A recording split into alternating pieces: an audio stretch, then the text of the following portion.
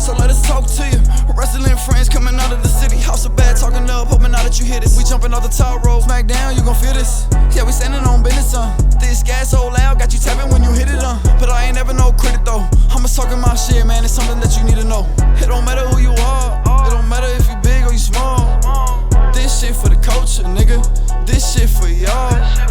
It don't matter who you are, it don't matter if you big or you small. This shit for the culture, nigga. What's up, wrestling friends? Here we are with another episode of House of Bat. I'm your host, Eric Battle. And today, walking into the House of Bat, we have... This is Koda Hernandez. So, Koda, he is a big supporter of the Wrestling Friends, so I'm going to shout them out before we get started.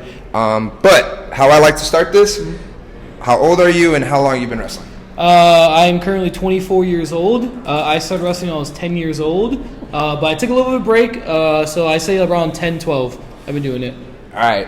10, 12 years. Yeah. From a young age, though. You're getting into it early. You can tell by the way I walk. Yeah. Sure. You can tell by the way I walk. Hey, I like that, though. I mean, there's a lot of experience there, especially when you start young.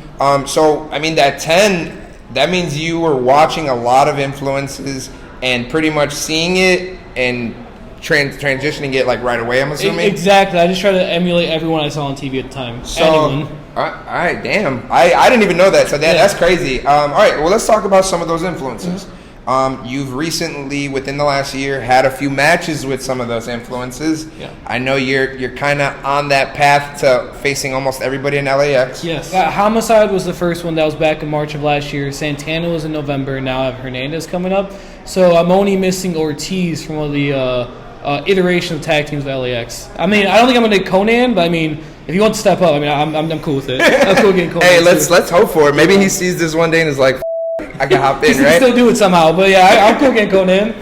Okay, so some of the other people you faced within the last year, I mean, there's CHAVO GUERRERO, yes. Mustafa Ali. I mean, you've had some pretty intense matches all around the board, I want to say, with a lot of different people in the last year. Absolutely. How does that feel from your perspective? Like you said, you started at 10. Seeing those, and then now 14 years later, you're in the ring with some of these guys. How does that feel from your perspective? I mean, the craziest thing to me is kind of like, I always tell myself it's not real until like day of and I'm in the ring with them. Because like, shit can always happen. Like people could call off, injuries, stuff, whatever. So it always changes. So, like when I see the match graphic, it gets me hyped. And it's like anxiety until day of to see if it still happens. So, I mean, one of the things like I appreciate the most is like all those guys you named have been super, super cool with me. And like super giving with their bodies and giving in the match. And they're not like there to put themselves over, like listen to ideas. So, man, I respect each one of them. And like to me, it's just I gave younger me to younger me, it all worked out. You know what I mean? Like 8-year-old me, 9-year-old could see me now grown and be happy with what they see. Yeah. So like that's what I find so cool about it, man. Man, I can only imagine like 8-year-old you looking at you now. I'm sure they would be losing. And that's the one thing I always say, man. Like when it comes to professional wrestling, like just never lose the kid in you. Like the kid in you loved wrestling, and like just remember that kid would kill to be wherever you're at right now. Yeah. That's what I always tell myself. That's a good ass message, honestly. Yeah, like especially all the young viewers out there that are thinking about doing wrestling. A good influence right there. Yeah. So let's talk about some of them. What have they given you any advice? Because from my perspective, being out there watching you, they're not holding back in the ring with you. No. So I'm sure there's been some advice in there somewhere down the line. Is anything you can tell us? Yeah, man. So like Homicide was the first one, and one thing Homicide actually was like very keen on is even though he is who he is, right, he's very keen on getting everyone's opinion. Like he even asked the ref their opinion on what we should be doing, the promoter, and he was very respectful about the business and like the education of fans. Like he just knew that fans aren't dumb, so he made sure to always tell me that you're like, when you call this stuff and you get in the match, make sure you take everyone into account. He's like the promoter, the fans, the people in the ring with you. Like you cannot be all about yourself. You have to respect the business. Everyone in there. Santana, man, him and Ali had the same kind of attitude towards me where they was like, you're in the ring with someone, you're working together, but never let someone eat you alive, essentially. You know what I mean? You got to bring it every night. Like you cannot hold back. You can't like just give up. You can't let someone eat you alive and just like foam it in. You got to be there every night to give it to people. And then CHAVO, man, it wasn't necessarily advice, just the way I saw him appreciate everything that he's got and like almost have gratitude towards the business still is like, because, you know, a lot of people turn bitter. A lot of people turn bitter in the business, but he wasn't. He was very joyful, giving critiques to everyone in the locker room, giving opinions. So just that made me happy to see him just be happy just being around wrestling. So that was really cool, man. That's. I mean, those are good advices. You know, good words, especially the attitude. You don't want to, you know, kind of lose your way, lose the humbleness. So that's great. I'm glad that they were able to do something like that. Yeah, for you. man. I mean, that speaks volume in your work. Yeah, you know what I mean at the end of the day. So let's talk a little bit about, you know, you brought up Chavo Guerrero. Your gear has a lot of Eddie Guerrero influence. Yes. I'm assuming big fan. Oh, dude. I'm a huge fan. Yeah. I'm a huge fan as well. He's the one that got me really into wrestling to begin with. Talk to us about that. I mean, little kid you know, all these Latin influences in wrestling. How did that feel like growing up? You know, what was that like for you as a child? So yeah, man, like a lot of it was kind of crazy because my dad's name's Eddie, right? And then my dad is really into lowriders, so he had lowriders. So I just saw Eddie Guerrero and then saw lowrider. I'm like, oh, it's like my dad, and I love my dad. So I'm like, oh, this guy's fucking dope. I love Eddie Guerrero. So, and then it was just the charisma of him, dude. Like, there's nothing matched. Like, and even though he's a heel or a face, man, it made me appreciate just how he can make me love him and then turn and make me hate him right away. And just when I saw that, I just saw like this aura, like this glow around him when he was in the ring. I just knew he just loved what he was doing, man. It was crazy. I mean, I know I got new, but like, I have Ray's mask from Halloween Havoc, and then it's Black Tiger mask. And for who don't know, Black Tiger in Japan was Eddie Guerrero's mask gimmick when he was down there doing like the Best of the Super Junior stuff like that. So, and I got it tattooed on me because, man, he's the biggest influence with Ray. So like, they're both just icons to me, and I put them on there because I want them. They're gonna be in my mind forever. I'll never forget any of them. So let me ask this: out of all the, you know, all the influences you've had growing up, which one of them kind of influenced you in the ring with moves or, you know, attitude? Who would you kind of say were some of your bigger influences? I would say the big three are Eddie Guerrero, Homicide, and Eddie Kingston are my big three influences of who I like watch. And they're all three Latino wrestlers too, which is also like probably why I love them so much. But just the attitude, the charisma, I mean the like grit they brought in the ring just made me to fall in love with all of them. So I think it's funny that you mentioned Eddie Kingston. Yeah. Because a lot of your matches are super intense. And he's probably one of the more intense wrestlers. Absolutely. Talk to us about how you prepare for those intense matches, because your matches are pretty hard hitting. I've seen you bleed. I've seen you do a lot of I love bleeding. I do love bleeding. It's kind of a problem. So talk to us about that. How do you prepare for those? It's gonna sound kind of psychotic, but like I have to put myself in like such a like dark old like Koda place. Like when I was like 15, 16, being like a little dumbass on like whatever it is, I put myself in that mentality and basically make myself think whoever's in that ring's like my enemy. Like, you know what I mean? I cannot explain to you as enough. Like, I put myself in such a bad mindset. It's unhealthy for sure, but like I have to do it, right? And when I get out there, I just think to myself, like, no matter what, this person's not going to eat me alive no matter what. Like, I'm going to make this person realize, like, they're in the ring with me. And it's not the other way around. Right. And, you know, I have the little rituals. Obviously, like, we have a deep friendship with, like, Davey Bang and even, like, Saban Gage, even though he's a little fuck sometimes. But he'll come down, like, try to hype me up before matches. And I have my siblings tattooed on my wrist here. And I have a little mother tree tattoo here.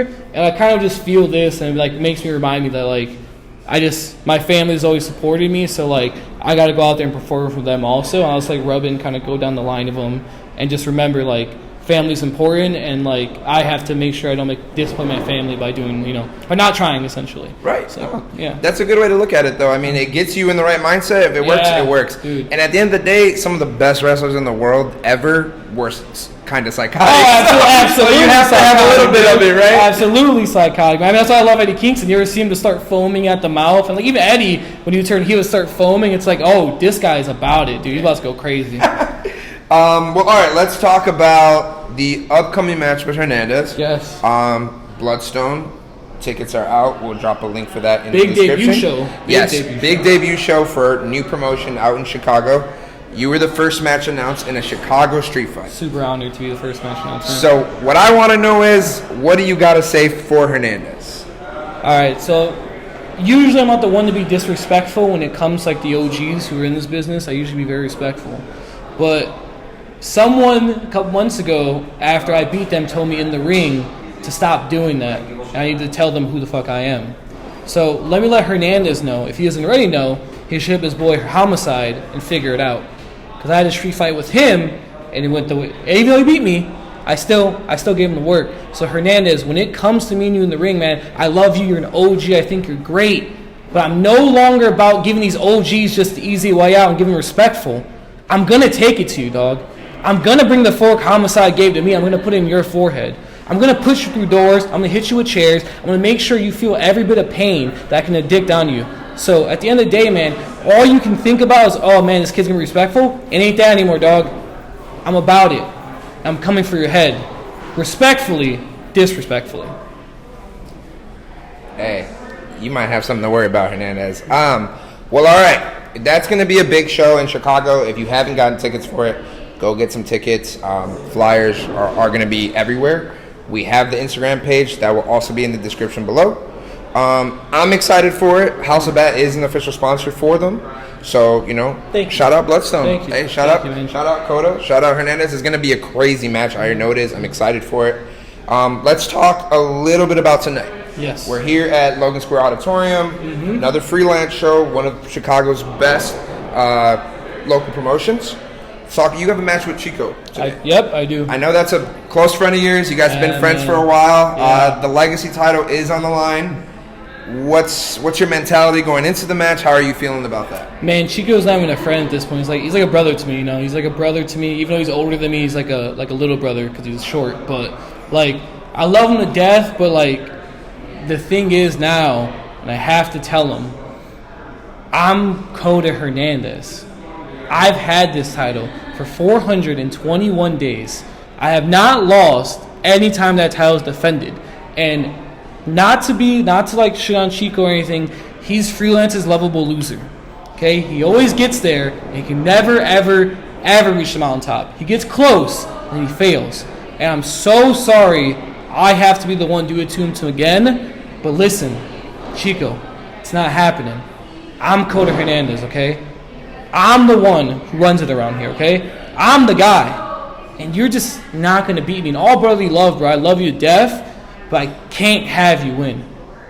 I have this title because I represent the past, the present, and the future legacy of this company. And it can't be him. But I still love him to death, man. I still love Chico to death. I love you, listeners. You're everyone's friend. You're my brother. But I just got to let you know, man, it ain't happening. And just so people are aware, the last time Mustafa Ali was here, he did officially announce that Koda was the Prince of Chicago. Damn right. And that's a title I'm assuming you're going to hold to the heart and defend it to the very end. Absolutely, dude. I love this city. I was born in the city, born and raised from it. There's nothing I love more than being someone from Chicago. That's forever in me is this city. And I represent this city because I love it. And everywhere I go, I don't say I'm from Chicago. I say representing Chicago. Because no matter where I am, I represent this city no matter what. So I love to hear, man. Shout out the city, great city of Chicago. People all over the world, they hate us. Yeah. But that's because they hate us. Yeah, they hate us. 100%. I want to say thank you for taking the time to talk to me, talk to all of us, talk to all the wrestling friends around the state of Illinois, and around the U.S., around the world, whoever sees this. I got something for you. 2 seconds. Okay.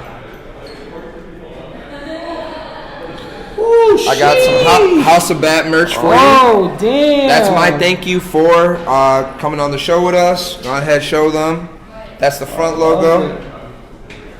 Okay. And they got a bag, dog. Home of indie wrestling. Bro, this is where it's at, man. See, people like this, people we need around the business, man. People giving independent wrestlers a place to speak on, and people around giving them a platform to talk on, man. It's really I appreciate you for doing this for me, man. Thank you, man. Honestly, you gave me the time, and I'm appreciative of that. Yeah. Go on ahead, like, subscribe, comment, show Koda some love. Instagram is going to be down below. And that's another episode, guys. Thanks. This shit for y'all. Yeah. So let us talk to you. Wrestling friends coming out of the city. House of Bad talking up, hoping